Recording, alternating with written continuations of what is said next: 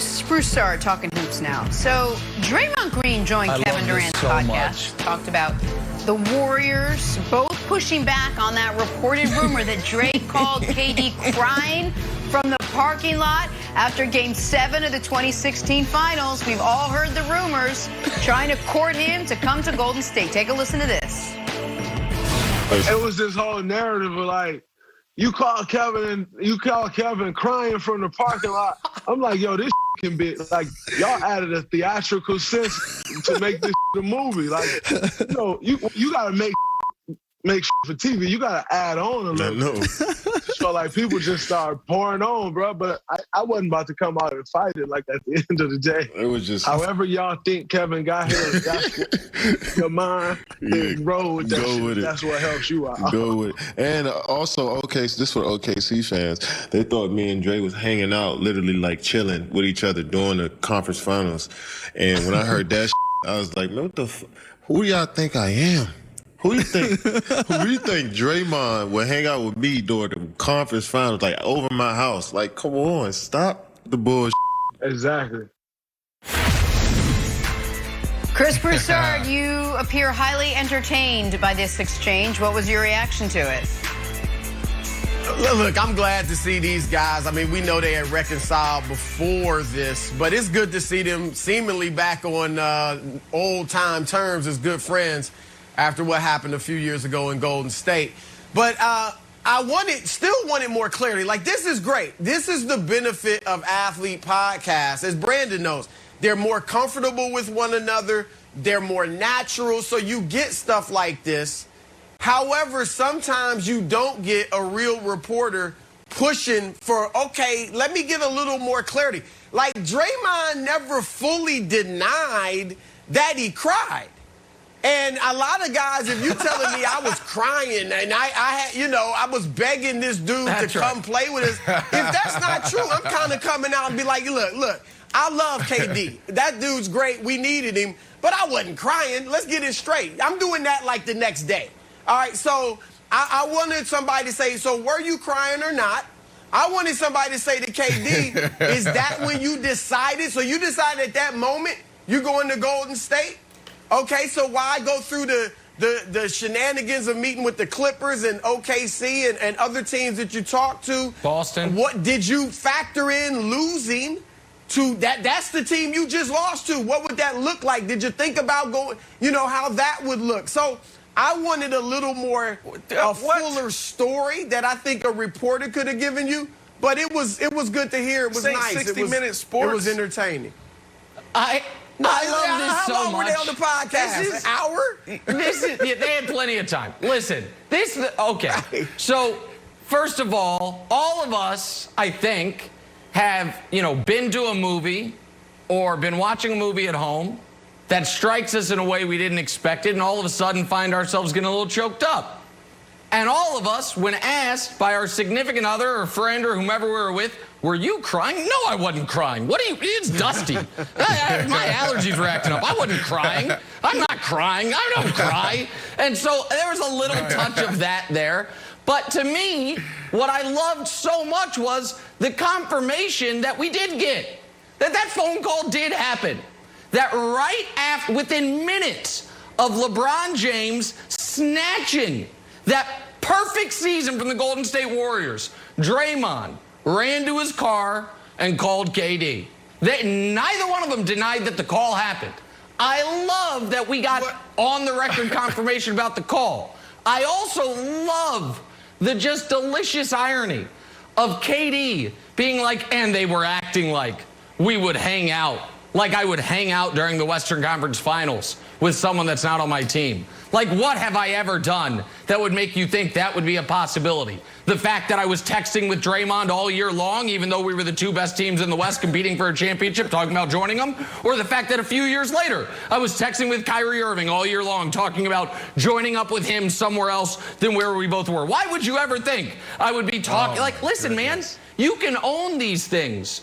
Like, LeBron and Wade and Bosh, we all know that they had talked about getting together a long time before they got together, and they don't run from it. But Brandon, I will Whether Draymond actually had tears in his eyes streaming down his face or was ugly crying, I don't know. But the fact that in his car from the finals, he called KD to come save him from the GOAT is one of my favorite stories of all time, and it will remain so. See, this conversation just went all the way left for me. I thought I was just going to come up here and just talk about, look, this is players taking you behind the scenes on what they see. Like, the media is powerful. The media controls the narrative. So we're talking about two guys talking about one thing, crying in the parking lot. And then, Chris, you turn this into a whole 60-minute sports deal. You turn this into Bryant Gumbel, HBO. Yeah, but you want to ask 20 questions. What, is KD supposed to be Oprah? What do you expect? And then, Nick, you come up here and you turn this all the way into LeBron James. This is two players talking about Draymond cry in the car. But yeah, I mean, he won, he beat him. But come on, man. I love this because sometimes when we watch TV, we don't get the real story. And then players sit back, and you might be sitting in the cold tub. You may be sitting in the athletic training room getting your ankle worked on. And then you see ESPN, you see FS1, you see Nick Wright, you see Chris sitting up there talking. It's like, well, they kind of got the story right, but not really. So I love seeing this because it's the player controlling the narrative and taking away from the media. But then, we get on this show today, Wiles, and then Chris Broussard talks about 60-minute sports, and then you got Nick talking about LeBron James and all these other things. Okay, the call happened. The call was reported. Draymond told Zach Lowe that he made a call to Bob Myers, and then he called KD. I think we're talking about the crying. I'm pro-crying. I like Adam Morrison crying after a loss. Nick seems to be anti-crying. He wants to be a tough guy, even though I don't know why. So it feels like Draymond feels like it's a shot at him that he was devastated by the loss. Broussard, I'm not anti-Draymond crying. I like the story more. I also picture that it's raining and he's near his car and it's a little bit more like Notebook style, like Rachel McAdams, like he's crying and it's raining, and then he calls Kevin Durant. Do you like the story more of him crying or not crying? No, look, Wiles, I'm with you. I mean, when I was 7 years old and we lost the T-ball championship in Cincinnati, Ohio, I cried. I mean, so it happens, man. It happens to the best of us. So I'm not down on Dre crying. It's all good. Broussard's just all right, we're gonna let's leave those tears here. So funny on this stuff. Sorry, Jenna, go ahead. We got to talk about a couple of superstars on the sideline right now. LeBron James, recovering from that high ankle sprain, posted this picture in very tight shorts with AD captioned, "A thunderstorm is coming." Meanwhile, out east, James Harden, nursing a strained hamstring, posting some pics of his own with KD and Kyrie, said, quote, "Sky's the limit if we play it right." Broussard, two injured players, two different messages. Whose IG post do you take more seriously? Look, I love LeBron's post. I thought it was great. We know he's a bad boy, and if a thunderstorm is coming, get ready. Here's the problem, though. It's going to take a tornado to beat Brooklyn. You bring the thunderstorm, that might get you out of the West, but it's going to take a tornado to stop those boys in Brooklyn. So as much as I like what LeBron said, it's going to take more than that. There's levels to this. LeBron knows it as well as anybody, and that's the problem for the whole league. That's why I like Harden's post better, because he said it right. If we play right, sky is the limit. This could be an all-time great team if they play right. If they don't, if Kyrie goes AWOL, if DeAndre Jordan's upset about his minutes, or if KD starts wanting to score more than everybody else, they could implode if they don't play right.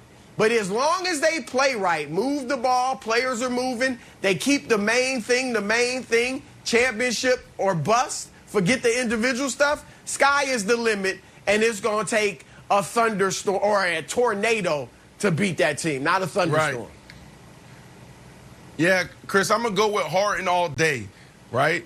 LeBron James, his post, This is about the what ifs. This is about what's coming. These guys are already doing what he said it. If we play it right. Well, let's go back. The very first thing we heard come out of Houston was James